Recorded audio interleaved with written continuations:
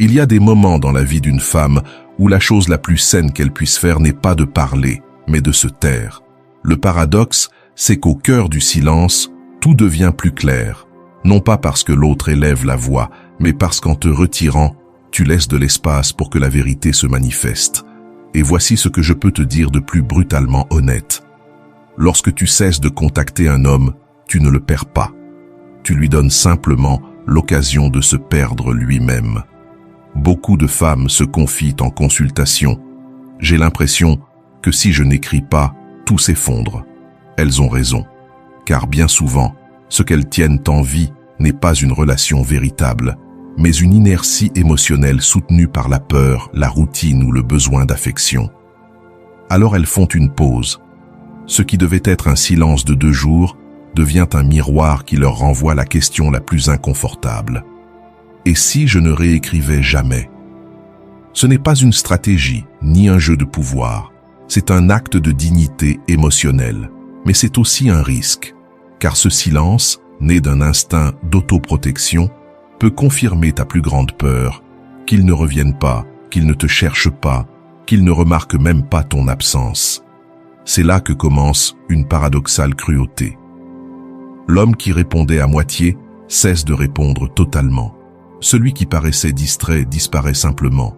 Et cette indifférence pèse souvent plus lourd qu'un abandon explicite, car il n'y a ni rupture, ni dispute, ni mot dur pour clore le chapitre. Il ne reste qu'une page blanche, et toi qui attends qu'il l'écrive. Mais dans ce vide naît aussi une révélation. Car le silence a une façon étrange de mettre en lumière ce qui était déjà là. L'homme ne s'évapore pas par hasard. Sa réaction à ton silence en dit beaucoup plus que n'importe quel discours. Et toi, en résistant à la tentation de rompre ce silence, tu deviens témoin d'une vérité nue, sans fioriture. L'essentiel, ce n'est pas tant sa réaction que ce que toi tu découvres pendant l'attente. L'anxiété, la colère, l'espoir, tout se mélange dans un tourbillon qui éprouve ta force intérieure. Mais c'est aussi une chance, une porte vers une compréhension plus honnête de ce que tu vivais réellement. Au début, il ne remarque pas ton absence comme toi tu ressens la sienne. Non pas parce que tu ne comptes pas, mais parce que son esprit masculin, surtout quand c'est toi qui as porté la relation, est conditionné à croire que le lien sera toujours là. Comme on s'attend à ce que la lumière s'allume dès qu'on appuie sur l'interrupteur, sans penser à l'électricité qui la rend possible. Pour beaucoup de femmes, ce silence est un séisme intérieur. Le téléphone pèse plus lourd. Chaque notification vide ressemble à une micro-trahison, car elles ont été socialement et culturellement éduquées à entretenir les liens, à maintenir la connexion, même quand cela fait mal. Avant de commencer, si tu es nouveau sur ma chaîne, profite pour t'abonner et activer la cloche pour continuer à recevoir mon contenu et t'aider à vivre une vie beaucoup plus épanouie. Cesser d'écrire n'est donc pas un simple geste, c'est défier une identité. C'est te demander « Qui suis-je si je n'ai plus besoin de courir après l'autre ?» Pendant ce temps, lui met parfois des heures, parfois des jours à réagir, parce que son attention se déplace par compartiments, travail, amis, distraction.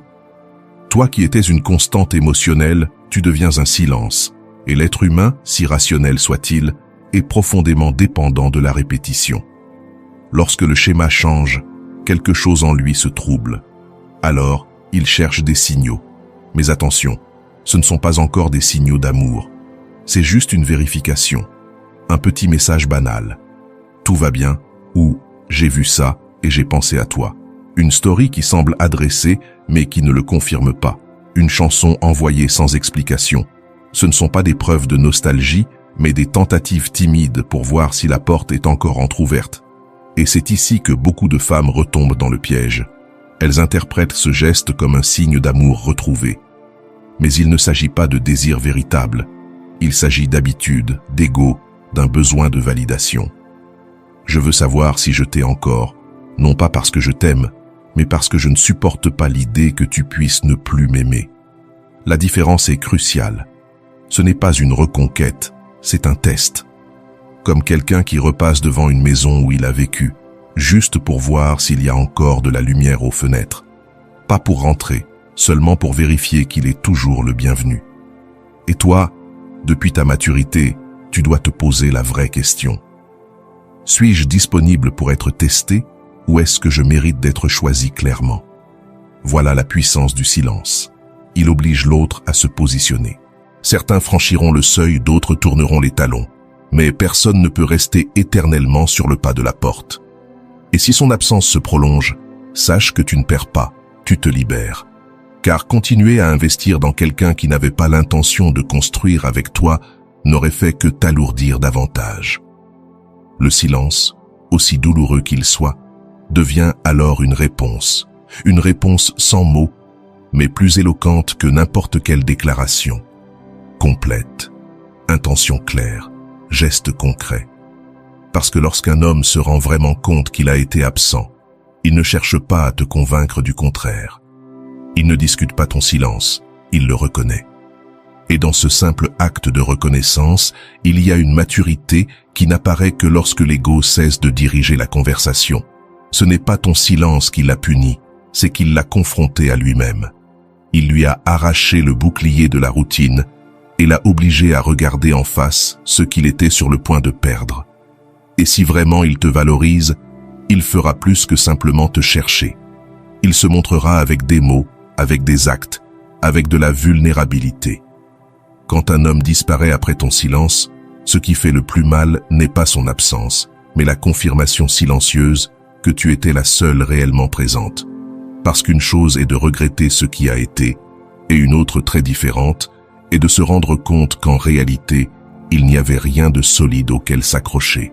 Seulement une suite de gestes unilatéraux que tu offrais avec l'espoir qu'un jour, lui aussi, se pencherait vers toi. Mais il ne l'a pas fait.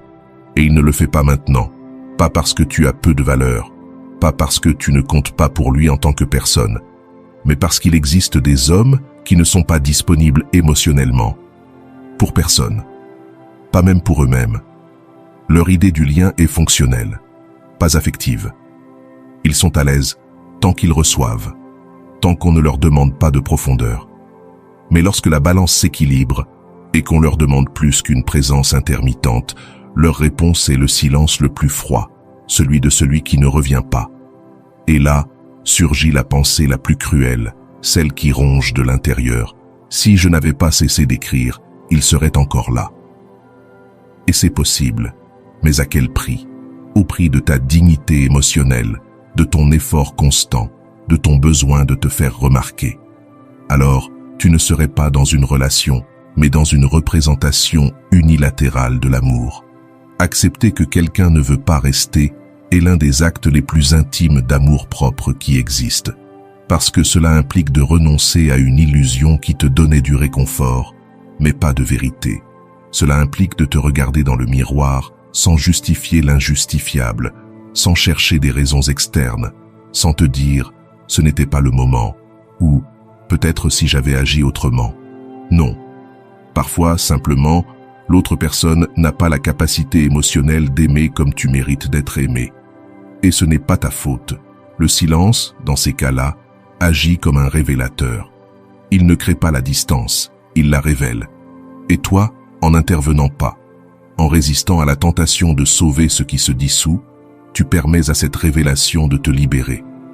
Parce qu'au fond, même la douleur de perdre quelque chose de réel est préférable à la confusion de maintenir en vie quelque chose qui n'existait que dans ton désir. Alors si un jour tu te demandes « Pourquoi n'est-il pas revenu ? Pourquoi n'a-t-il pas lutté ?» Souviens-toi de ceci. Celui qui ne s'approche pas quand tu ne l'appelles pas n'a jamais vraiment pensé à rester. Il y a des hommes qui, en ressentant ton silence comme une perte réelle, ne se contentent pas d'envoyer des signaux vagues. Ils ne lancent pas de phrases ambiguës ni de petites histoires déguisées.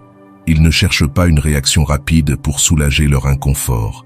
Ils se rendent compte qu'ils ont été absents et ils agissent, sans détour, sans masque, sans attendre un signe de toi pour bouger. Ce n'est pas du romantisme tardif, ni des stratégies désespérées. C'est une reconnaissance honnête, souvent douloureuse, qu'ils ont laissé passer quelque chose de précieux. Pas parce que tu es parti, mais parce qu'ils n'étaient pas vraiment présents quand tu étais encore là. Et quand cette conscience arrive, le silence qui paraissait être une menace se transforme en une opportunité de réparer. La différence se perçoit immédiatement. Il n'essaie pas de te convaincre avec de jolies phrases ou des déclarations qui sonnent bien mais ne veulent rien dire. Il apparaît avec des actes concrets, avec un message qui ne cherche pas la sympathie mais la responsabilité. Je sais que j'ai été loin, je ne veux pas te perdre. Avec des appels qui ne remplissent pas le silence, mais qui l'honorent. On peut parler quand tu voudras, mais j'ai besoin que tu saches ce que je ressens. Avec des propositions qui ne sont pas de vagues promesses, mais des décisions claires. Je veux qu'on se voie et qu'on parle vraiment. Mais attention, même face à ces gestes authentiques, tu dois garder ta lucidité, parce que tout acte de regret n'implique pas un engagement durable. Tout désir de revenir n'implique pas la capacité de rester. Alors, avant de répondre, avant de te laisser emporter par l'émotion du retour, demande-toi, ce mouvement vient-il de la peur de me perdre ou du désir réel d'être avec moi? Il y a une grande différence entre quelqu'un qui veut te récupérer et quelqu'un qui veut vraiment marcher à tes côtés. L'un apaise son anxiété, l'autre assume un lien. Et toi, qui as déjà assez vécu pour distinguer entre les gestes vides et l'engagement réel, tu mérites cette clarté. Ce n'est pas parce que tu es exigeante, mais parce que tu as appris parfois à coups d'épreuves que l'amour sans engagement émotionnel n'est qu'un jeu de mirage.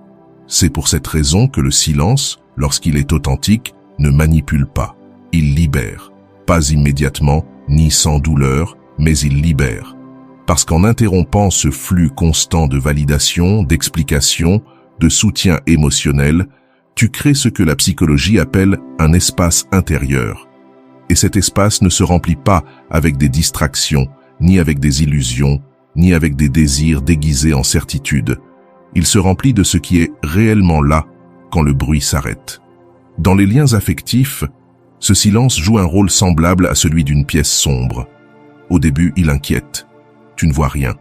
Mais avec le temps, ta vision s'adapte et tu commences à distinguer des formes, des nuances, des vérités que tu ne voulais pas voir. Et lui, de son côté, vit aussi cette obscurité émotionnelle. Selon son style d'attachement sécure, anxieux ou évitant, il réagira très différemment. Un homme évitant, par exemple, peut utiliser ton silence comme prétexte pour justifier sa fuite.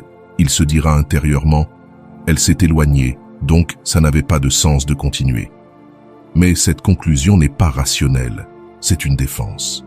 Parce que le lien l'expose à une intimité qu'il ne sait pas gérer. Et plutôt que d'être vulnérable, il préfère se distancer. Pas parce qu'il ne ressent rien, mais parce qu'il ne sait pas ressentir de façon sécurisée. En revanche, un homme avec un attachement plus sécure, même s'il a été distrait, peut utiliser ton silence comme une opportunité d'introspection. Il ne s'enferme pas dans son ego. Il ne cherche pas des coupables. Il se demande avec honnêteté « Où étais-je, moi, pendant qu'elle était encore présente ?»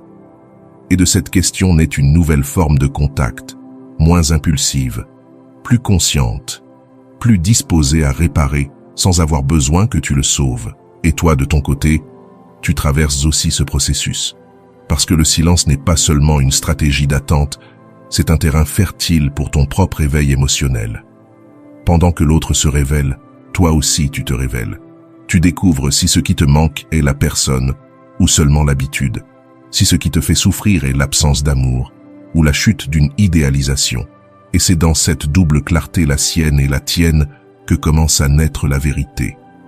Pas une vérité confortable, ni immédiate, ni toujours pleine d'espoir, mais une vérité émotionnellement adulte, de celle qu'on ne crie pas, qu'on ne réclame pas. On les regarde dans les yeux, en silence, et on les comprend. Ils n'insistent pas. Les conversations se refroidissent, se dissolvent, et un silence naturel remplace ce qui, jusque-là, n'était maintenu que par son initiative. Il n'y a pas eu de dispute, pas eu de fermeture, seulement la preuve que si elle ne poussait pas, lui n'avançait pas. Ce genre de fin, même si elle fait mal, libère par sa cruauté, car il n'y a plus de masque. Daniel n'a pas disparu comme une punition. Il n'a tout simplement jamais eu d'intention profonde. Il n'était ni cruel, ni mal intentionné, il était juste disponible pour la superficialité. Et quand Sophie a cessé de maintenir la tension constante, elle a pu le voir sans confrontation. Le lien, faute de réciprocité, s'est dissous de lui-même. Maintenant, imagine Lena, une femme différente, à une autre étape de sa vie. Elle était en couple depuis presque 1 an avec Ryan. Il n'était pas indifférent, mais ces derniers temps, il s'était éloigné, trop centré sur lui-même, peu présent. Elle se sentait seule, même accompagnée. Alors, elle prend une décision, une semaine de silence, non pas comme un châtiment, mais comme une pause pour écouter son propre malaise sans autant de bruit. Au 3e jour, Ryan commence à la chercher, pas avec des messages vides. Il l'appelle, lui laisse un message vocal où il dit avoir réfléchi. Il ne sonne pas désespéré, il sonne sincère. Le 5e jour, il se présente. Pas avec des excuses, mais avec des fleurs, avec des yeux qui ne fuyaient pas son regard. Il lui dit « Je sais que je me suis éloigné. Je ne l'ai pas vu avant, mais je suis là. Si tu veux parler, je veux t'écouter. » Il n'offre pas de garantie ni de promesses éternelles, mais il y a quelque chose de différent. L'intention de réparer, non pas par peur de la perdre, mais parce que son absence l'a confronté à un vide qu'il ne voulait plus ignorer. Ces 2 scénarios ne sont ni bons ni mauvais. Il ne s'agit pas de juger Daniel ni d'idéaliser Ryan, mais de montrer ce qui arrive quand le silence fait son travail. Car le silence ne ramène pas toujours l'autre, mais il révèle toujours avec clarté qui est qui dans l'histoire. Accepter la réponse de l'autre, quelle qu'elle soit, demande un courage silencieux. Pas celui de l'orgueil ni du détachement forcé, mais celui du cœur qui reconnaît ses limites sans cesser d'être sensible. Parce que, qu'ils disparaissent ou qu'ils reviennent avec honnêteté, tu devras porter une vérité. Tu n'as aucun contrôle sur ce qu'il ressent, mais tu as le contrôle sur ce que toi tu acceptes de porter. Si sa réponse a été le silence définitif, ta tâche n'est pas de l'interpréter comme un jugement contre toi. Ce n'est pas le reflet de ta valeur ni de ta capacité à aimer. C'est le miroir de sa propre limitation émotionnelle. Il n'est pas revenu parce qu'il n'a pas voulu, ou pas su, ou pas pu. Dans tous ces cas, ce qui te reste, ce n'est pas la culpabilité, mais la clôture. Un adieu qui n'a pas toujours besoin de mots, mais qui se consolide quand tu choisis de ne pas insister sur ce qui ne t'a pas été offert. C'est difficile, bien sûr, parce que quand il n'y a pas de véritable fin, l'esprit invente des scénarios pour donner du sens là où il n'y a que du vide. Mais l'amour n'a pas besoin de justifier ce qui n'a pas existé. Il a seulement besoin que tu t'autorises à cesser d'attendre quelque chose qui s'est déjà défini par son absence, non comme une résignation, mais comme une libération émotionnelle. En revanche, si sa réaction a été sincère, s'il est revenu avec des intentions, des actes, de la vulnérabilité, ta tâche est différente. Ne pas te jeter à nouveau dans la relation les yeux fermés, ne pas idéaliser son retour comme une preuve d'amour épique, mais observer, ressentir, voir si ses actes soutiennent ses paroles. Non par punition, mais par respect envers toi-même. Car même l'homme qui revient peut échouer, non pas parce qu'il ne t'aime pas, mais parce qu'il n'a pas encore fait le travail intérieur nécessaire pour rester vraiment. Et toi, tu n'es pas là pour répéter des cycles. Tu es là pour construire depuis un autre espace, un endroit où le silence n'est plus une menace mais un outil, où tu n'as plus peur de ce qui arrivera si tu cesses d'écrire la première. Parce que tu sais que celui qui veut rester trouve un chemin, et celui qui ne veut pas trouve une excuse. Alors, quelle que soit sa réaction, la vraie question est, comment toi réagis-tu face à cette vérité? Te rejettes-tu parce que tu n'as pas été choisi? Te trahis-tu par peur de le perdre encore? Ou bien restes-tu debout sans dureté mais avec fermeté dans ce que tu sais désormais mériter?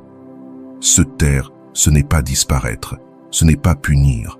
Se taire, quand cela vient d'une âme fatiguée d'insister, c'est revenir à toi. C'est cesser de frapper à des portes qui ne s'ouvrent pas, lâcher la corde non parce que tu ne tiens plus à l'autre, mais parce qu'il te fait trop mal de la porter seule. Tu as assez vécu pour savoir que tout ce qui commence avec enthousiasme ne finit pas toujours en réciprocité. Cela ne fait pas de toi une naïve, cela fait de toi un être humain. Parce que l'amour, quand il naît d'un désir sincère de partager, n'est pas une stratégie. C'est un acte de don.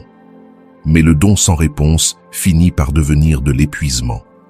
Et parfois, pour te retrouver, tu dois cesser de chercher l'autre dans ce silence que tu craignais tant. Là, tu découvres une vérité qu'on ne crie pas, mais qui pèse. Celui qui veut rester, reste. Pas quand tu l'appelles, pas quand tu insistes. Il reste parce qu'il le sent, parce qu'il le choisit, parce qu'il est prêt.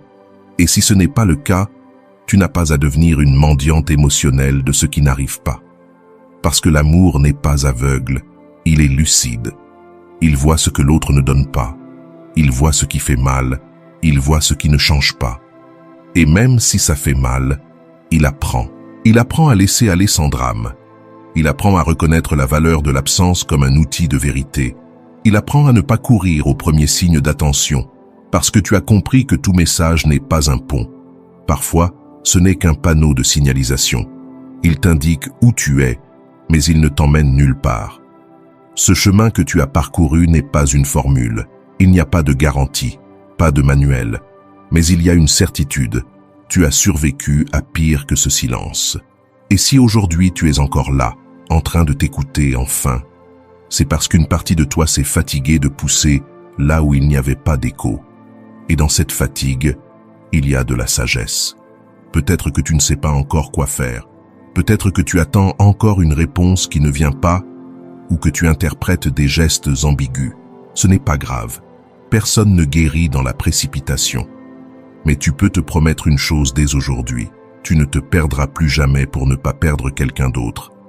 Parce que le véritable amour ne se mesure pas à combien tu insistes, mais à comment tu tiens debout quand il n'y a plus de réponse. Et dans ce fait de rester debout, même si tout tremble en toi, il y a une dignité que personne ne pourra jamais t'enlever. Et voilà, j'espère que vous avez trouvé beaucoup de valeur dans cette vidéo. Merci d'être resté jusqu'à la fin de cette vidéo, j'adore quand vous faites ça. Si vous voulez une autre vidéo sur ce sujet, écrivez en commentaire « J'en veux encore plus ». J'espère vous revoir dans une autre vidéo. Merci pour ton temps, prends soin de toi et à bientôt.